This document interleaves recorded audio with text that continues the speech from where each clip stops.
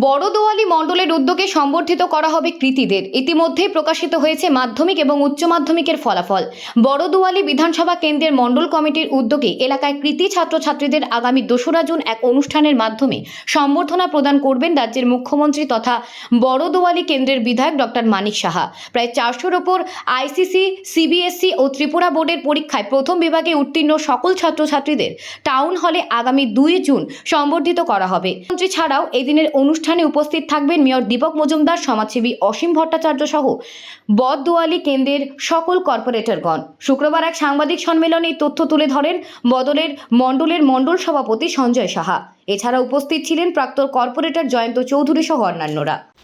আজকে আমাদের মণ্ডলের বিধানসভা অন্তর্গত 8 টাউন বড়দোয়ালি মণ্ডলে আমরা এক সাংবাদিক সম্মেলনের আয়োজন করেছি।